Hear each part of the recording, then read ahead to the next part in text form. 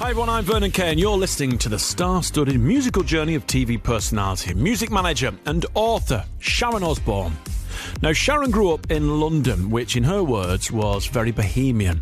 Her dad was a prominent figure in the music industry as a promoter and rock and roll entrepreneur.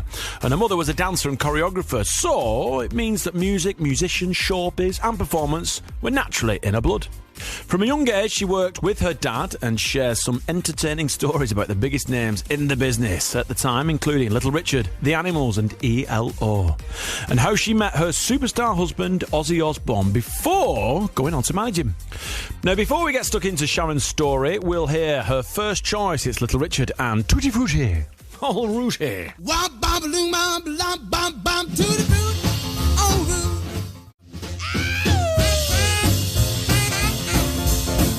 Sharon, what a great tune to kick off the week. Why have you picked that? I picked that because he was such a huge part of my childhood. And then we wouldn't speak to each other for years. And then when I moved to America, we became friends all over again. And he was in my life for a long time. And he's just the sweetest man ever. Just great memories about him. When you moved there, was it intimidating for you guys, or was it all right? Because, you know, being in the world-famous band that Ozzy was in and everything that you'd achieved in the world of music, how did you guys find it?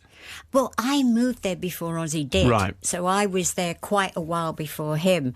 And in those days, in the early 70s, everyone was very, very warm, welcoming. It was a whole different world then. And, you know, LA was very different. Yeah, because if you're there, I think these days, because I tried it, I did 3 network shows in America. I felt alone. I felt quite lonely. Oh, yeah, everyone knows your business, but no one wants to talk to you or get to know you. So you've really got to find a network to find your group around you to surround yourself with. But back then it was much nicer than it actually is now. I can imagine. And Little Richard and that type of music, is that what you were into personally? That kind of rock and roll? It was when I was a kid, because that's what was popular then. You know, Chuck Berry, Little Richard, Jerry Lee Lewis. And I was lucky enough to see all those people because they worked for my dad. I should say worked with my dad. And it was just an amazing experience to see all different genres of music. Because it wasn't only that. There were, you know, Bill Haley and people like that. So John Lee Hooker. So I had a real great education in music. I'm having a pinch myself moment because some of the names that you just reamed off, that's like, I think every single one of them is probably in the Rock and Roll Hall of Fame. Hall of Fame. They are. Yeah, amazing. Did you learn anything from being around those kind of people back in the day? Obviously, your dad was a promoter and a rock and roll entrepreneur, shall we say. Yes. So what did you pick up as a young Sharon? I picked up how hard it was and how hard everybody worked and the dedication, because then everybody knew their craft. They were totally dedicated. They were pioneers. And I was fascinated by their work ethic. You've got the same though now, haven't you? Is that where you got it from? Yeah, and my dad. Yeah. Because I've got to know the family over a period of years from when we started on T4, and everything that you guys do, you do well. You know, there's no messing about. It's like, we're doing this, and if we're doing it properly, which is really admirable, people from my perspective, when you're kind of getting into the industry. Because I remember we came to your house for T4, and Jack made us beans on toast, and Ozzy was milling around, and I think you were there as well. And you might not remember, but you were listening or watching. You went, wait. Jack, you sound really boring. Just do it again. Come on. Yeah, exactly. That's exactly what it was, because it was first thing in the morning. Yeah. Jack, wake up. And you're like, okay, all right, fair enough. So I love the fact you have that in the back of your mind all the time to kind of make things good and proper. And that's where it came from. Yeah, you've got to be professional, because the thing is that I learned very early on, everyone's replaceable. Well, that's a big statement, and it's so true. It's so true, you know, and there's a line of younger, better behaved kids than you, so shut up, do your work and come home. There you go. And mums and dads who are listening, clip that and play it to your kids when they get home from school. You're never as big as the show is one of my little mantras that I carry around with me. Yeah. Never as big as the show. When you're in the company of these greats, as we know them now, when you were in the company of these greats, was there anything that they all had in common because I've met some big stars and they all carry themselves with a straight back. Do you know what I mean? They're all, I know they're like physically, they're all kind of straight and up and... Confident. Yeah, exactly, confident. Have you noticed anything in the industry that you've worked in for a long period of time that people have in common? In those days, people did. They had a confidence and they had amazing personalities. And I don't think that a lot of people do today. I really don't. Or they either do, but they're scared to express it because everyone's got an opinion of everyone else these days, no? Oh, well, everybody's scared to open their mouths today, aren't they? You walk on eggshells with everything, and it's like that natural thing of just answering. And your answer may be silly, but then, you can't do it anymore. One wrong word and somebody's phoning through complaining about you, and then, you're out. Exactly. And it was back in the day when our rock stars, our movie stars, TV stars as well, they were allowed an opinion. You know what I mean? Yeah, Some of those big shows in America, they relied on people like John Lennon and people like Ozzy to say what they thought and what they felt. Exactly. Because we're all individuals, and, I've always said it, as long as you don't speak with hatred, why should we all think the same? That's just not feasible, is it? No, gosh, no. That'd be boring. Yeah, wouldn't it just? It's like wearing the same clothes, wearing a uniform every day. So it's like, come on. Yeah, exactly. Ease up. The next track you've chosen is from another great. You've chosen Sam Cooke and Change Is Gonna Come. Why have you picked this? Because of all the artists that I saw when I was a young kid, he just totally blew me away with his talent and just the look of him. And he was such a beautiful looking guy. And usually when you see someone that's so great looking, surely their talent can't be as good as the way they look. Yeah. But he had everything. And when I first heard this song, it made me cry. Oh. He sang with such soul, such passion, and it's always stayed with me. I was born by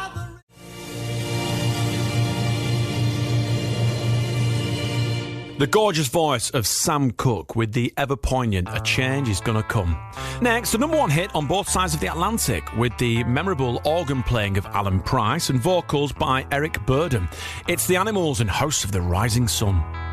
There is a house in New Orleans of the rising sun. Sharon, what a tune. I love that personally. House of the Rising Sun, that's a great track, but why do you like it? I saw them perform so many times because my dad was working with them. And Eric Burden's voice, I just love Eric Burden.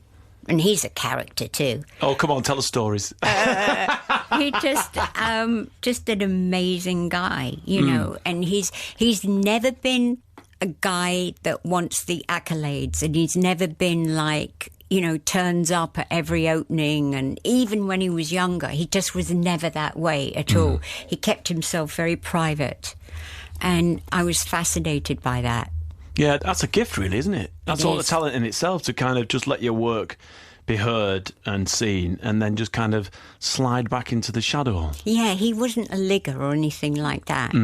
And I just loved the band. Keyboard player, Alan Price, fantastic. Fabulous guy, lovely, lovely man. When you were working alongside your dad and growing up alongside your dad and seeing all these people coming and going and doing what they were doing at such a high level and being successful, success is addictive. Did you know early on that that's what you wanted to do?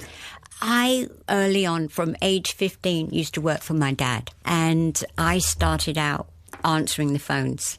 At the bottom, I guess. Right. Yeah, nice. And, learnt from him and went on from there. But, yeah, at 15, I was answering the phones in the office. And were you on tour with the bands as well? Later on, I was on tour with Electric Light Orchestra. Another name, Sharon. Loving it. Absolutely awesome. Have you got anything physically, like memorabilia, that you've collected? Or is there anything from that era, from when you were 15, working on the phones? Is there a pivotal moment that stands out for you where you thought, you know what, this is a moment of greatness that I'm actually witnessing? With all of the artists, when you can't sing or you can't write songs and you feel, have you ever got that when you sit in front of a piano and you go, God, I wish I could play this? It's such a gift that artists have. And I'm in awe of it. Wow. Oh, I love it. The Small Faces, Itchycoo Park, is a great tune that you've chosen. Why the Small Faces and why Itchycoo Park? My dad managed them. I was at school. With I love it. Stevie Marriott. We went to the same school. Amazing. I was much younger than him, and then when my dad wasn't managing them anymore, I used to see him from time to time on the road, being on the road with other people. And I can remember one time Ozzy and I were at Dallas Airport changing planes. And we go into the bar, of course, at the airport, and there's Stevie. So, our paths would cross. I mean, it was a big time in my life when my dad was managing them, because not only with great music, but they were like fashion icons too in their day. Yeah. You mentioned there seeing Stevie at the bar. Was that energy something that was ever present in rock and roll back in the day?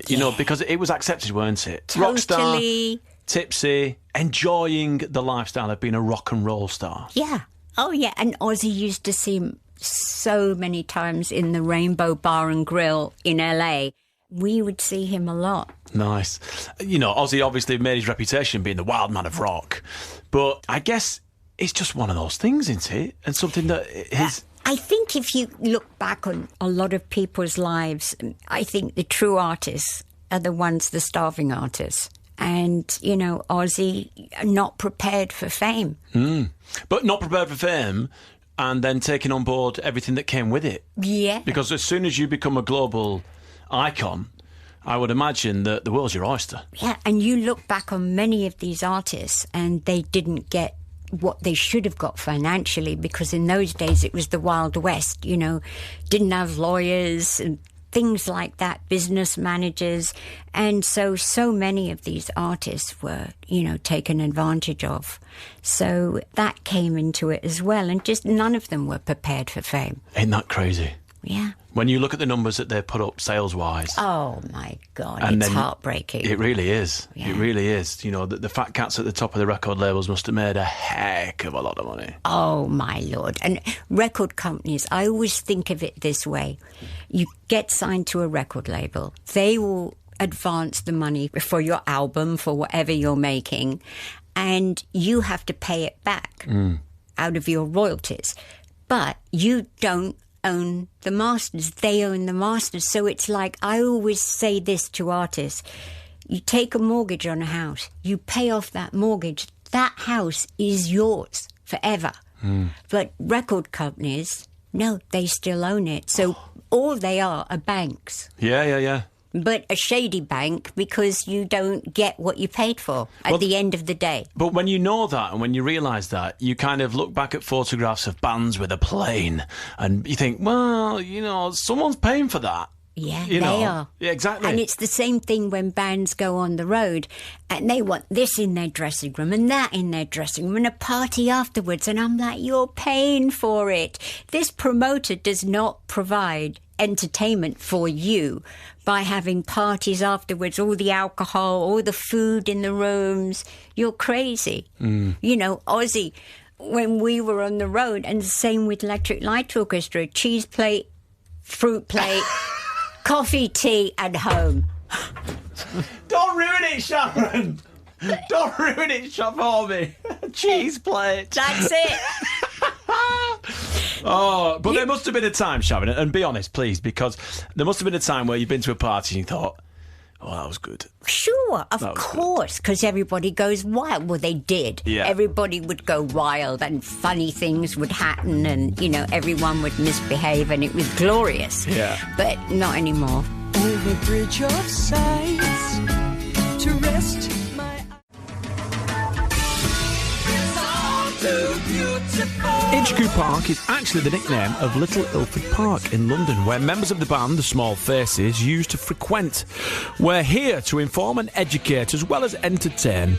I'm Vernon Kay. You're listening to Sharon Osbourne on this week's Tracks of My Years. Sharon's next choice is probably Black Sabbath's most famous hit. It is, of course, Paranoid.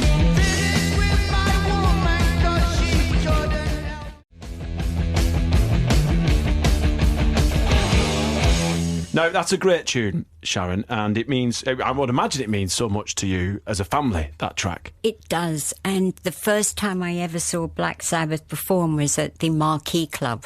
And I couldn't believe it, because I'd been used to more polished, different artists. Sam Cooke! So, you know, it was like, whoa, what is this? With some of the songs, I got like goosebumps, and I'm like, this is a bit odd, but I like it. Had you heard of the band? Was there a rumour going around that they were playing, or Yes, did you just happen to be at the Marquee? No, there was a big buzz going around that this band from Birmingham were young, didn't know what they were doing, and were great. And so all the managers and agents went down to the Marquee, and the band were oblivious to all of it, totally oblivious about the buzz that was going on in the industry. Nice. Well, that's good. That's refreshing. Yeah. And then from that moment on, was it love at first sight, Sharon? I was wary. Wary. I wasn't used to that sort of musician. Right. And they were very young, and I was like intimidated. Really? Yeah, embarrassed. You? Yeah. Hang on, you're one of the strongest women I know. But I was Sharon 18, and I was like, you know, like, oh dear, what's going on? And I just intimidated by them. Right. Can you remember the first time you spoke to Ozzy? Yeah. Go on. The next day after the Marquee, they came into my dad's office for management. And of course, me being the receptionist, they were sat with me. They wouldn't sit in chairs, sat on the floor. We're all weird looking and hairy, and Ozzy had a pyjama jacket on. And I was thinking, oh my Lord. And from then on, our paths kept crossing. They didn't go with my dad for management. They were scared of him. But our paths would cross. Right. And our paths crossed for 9 years. And then they came back to my dad for management. Amazing. Amazing. Your one-woman show, it's a stage show. Tell us about that, Sharon. Jane Moore, you know, from Loose Women, and she's a great journalist, is going to be interviewing me. Brilliant. And so... Well, if Jane's doing it, that means no corners are going to be cut. I know. And I don't know what she's going to ask me. And at each show, it's a different round of questions. Right, nice. And then I take questions from the audience. Oh, brilliant. Yeah. Well, hopefully this will be a warm-up, because I would imagine people will want to know about the rock and roll lifestyle that you've witnessed and experienced. And also the way that you brought up the kids as well. You know, because let's not forget, there's Jack, there's Kelly and Amy as well. Amy, yeah. Yeah, you know, who didn't want to be, I guess, in the limelight. But also you've brought up a great family. Like I said before, on previous days, the times I spent with Kelly and Jack, we've had so much fun.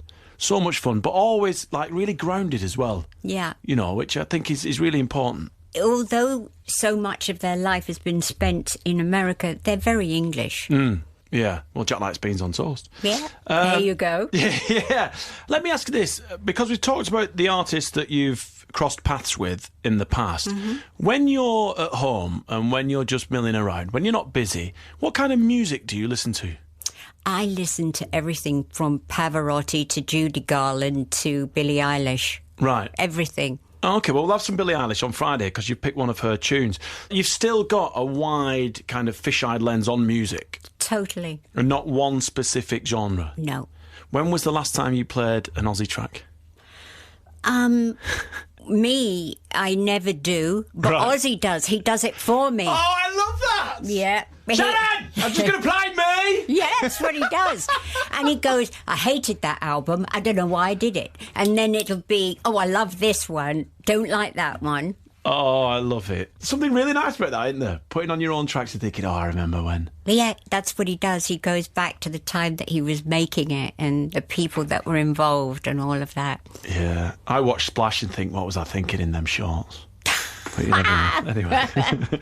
Tonight, you're going to be at the Alexandra in Birmingham, which will be quite special, obviously, Ozzy's hometown.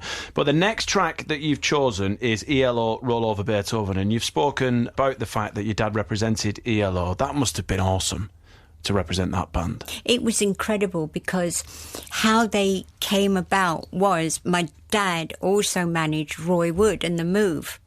And then Jeff Lynne joined The Move.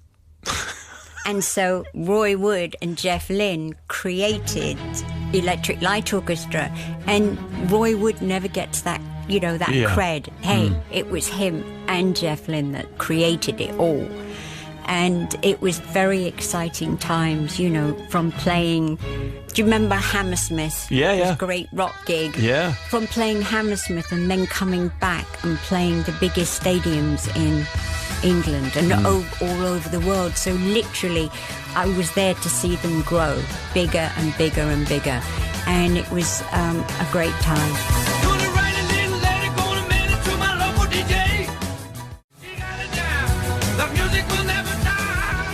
That was written by Chuck Berry and covered by many, including the Beatles, but that was, of course, the Electric Light Orchestra, one of the many, many bands managed by Sharon's father. Now, as we've heard, Sharon followed in the footsteps of her dad and became a music manager and took over the reins of Ozzy's career, which leads me on to her next choice. It's a solo Ozzy anthem, Crazy Train.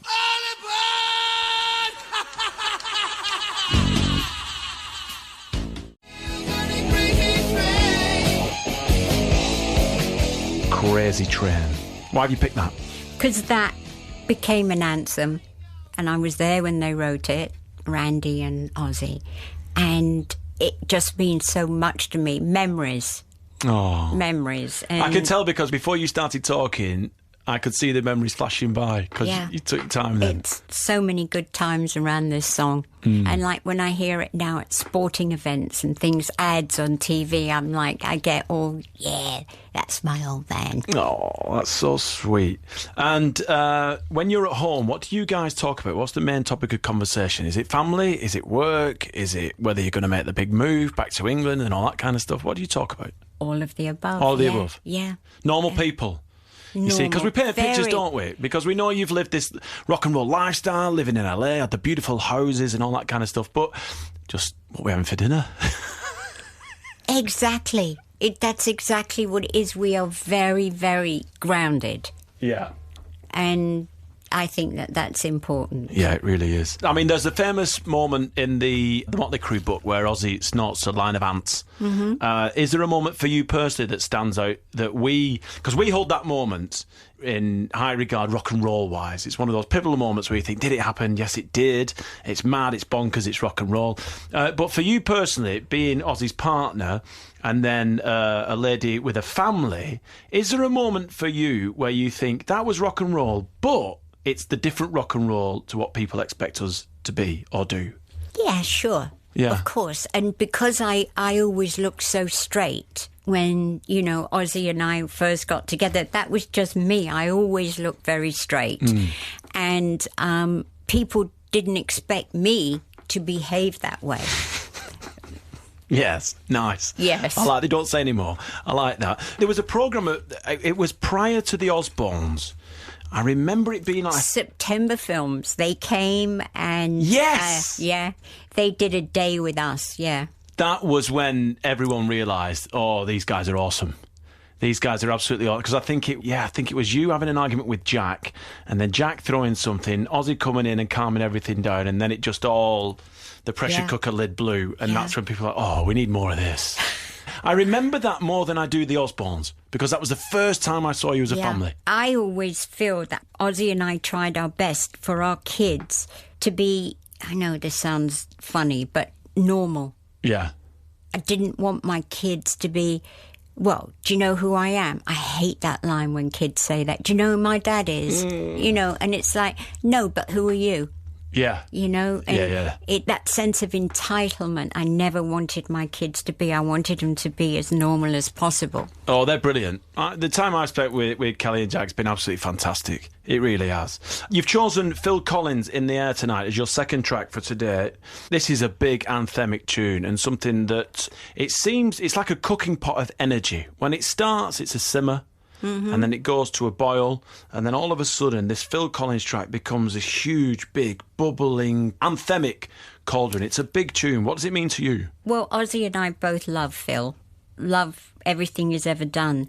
And Ozzy became obsessed with this track when we were on tour in America, and he kept playing it. And after he would play it in his dressing room. Then after his gig, he would play it on the tour bus. And literally, this must have been going on for 3 months. And at the end of the day, I got it. And I threw it out the window. I can't hear it one more time. And I love Phil, but you are driving me insane with this. So I threw it out the bus window. Of all the things that Ozzy's done, playing Phil Collins in the Air Tonight is the one thing that wound you up. Yeah. I love that. And one quick question before we get into Friday tomorrow. Do you regret throwing that ham over the neighbour's fence? No. That's all we needed, Sharon. That's all we needed. We'll have 2 more tracks from Sharon Osbourne tomorrow.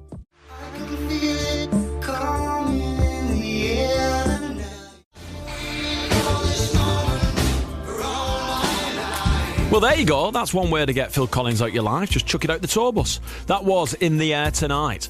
Sharon Osbourne's next choice is the incredibly moving Father Figure by George Michael. That's all I want to hear. Something special. I will be your father.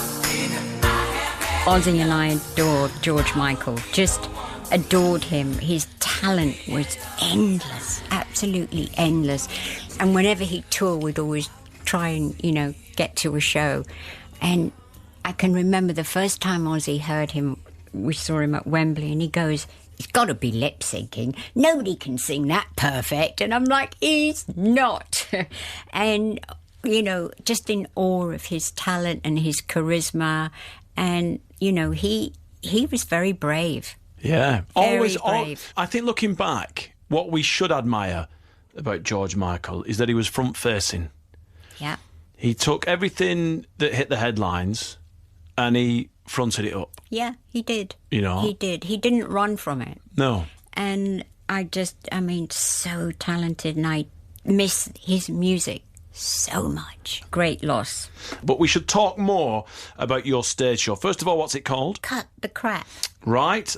Yes. Okay. And I would imagine, though, it's exactly what it says on the tin. You just getting straight to the point. No airs or graces. Let's just have a chat with Jane Moore.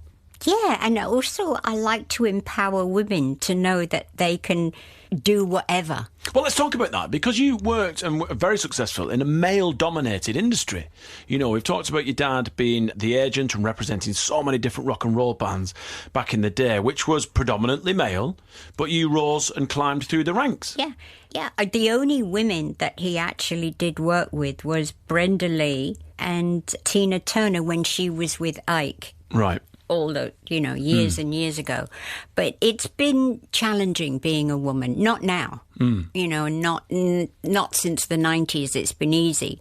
But it's initially it was very hard to get respect because, men would talk to you, this, that and the other to do business, but you knew there was no respect there. Wow. And have you seen that change personally within the music industry? Within the industry, yeah, I have. Seen more women in more important roles? Exactly, in positions of power, and I think it's great. Yeah, fantastic. And if there's one thing that you could change, here's a big question for you, which I hope Jane asks as well. What would you change in the music industry if you could? If you were the puppet master and you were pulling all the strings, what would you change, if anything? Probably the way artists are signed to record labels and how strong, ironclad those contracts are. I would definitely make them more on the side of the artist. Right. Do you not think, is there not a meeting that occurs between artist, agent, record label? I would imagine today artists are more savvy as to what goes on, but it sounds like from what you've said on previous days that actually some people just want to get into the music industry. They'll sign anything. Kids especially, they'll sign anything, and it's an intimate business, and lawyers know the record companies, everybody, how it is. It's very hard on the artist. Yes, if you've got a high-powered lawyer and you're a little older, you're more sus to what's going on. And so many more artists do get their masters back for the artist, and it's not in perpetuity anymore for the record company. But there are still those that are signed for life. The same with the publishing. It's fascinating, isn't it? You can write a song and for life it's owned by somebody else. Wow.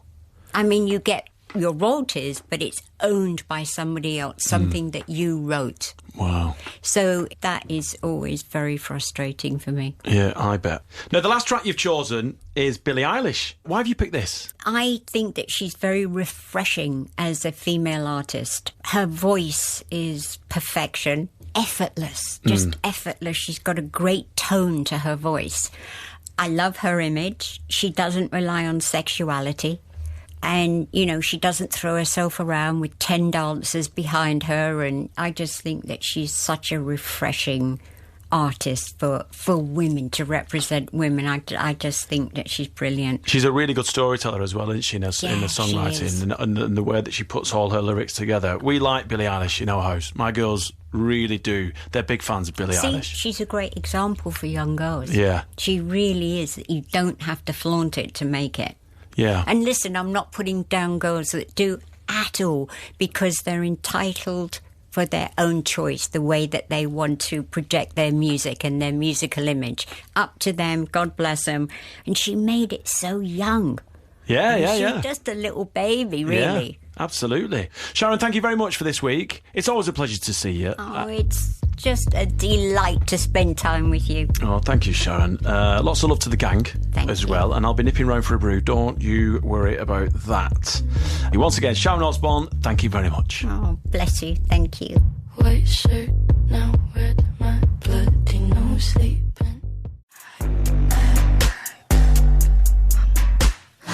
Now, here's something you may not know. When Billie Eilish got to the top of the Hot 100 with Bad Guy in 2019, she became the first artist born in the noughties to have a #1 hit. So, big thanks to Sharon Osbourne for all her picks and sharing her stories. And if we've whetted your appetite for more, you can catch Sharon on her one-woman show at the Fortune Theatre, London, later today, the 21st of January, and again on Sunday, the 28th of January. But if you live nearer Birmingham, then she will be appearing at the Alexandra on Wednesday, the 24th of January. And all the shows will be hosted by journalist and loose woman Jane Moore.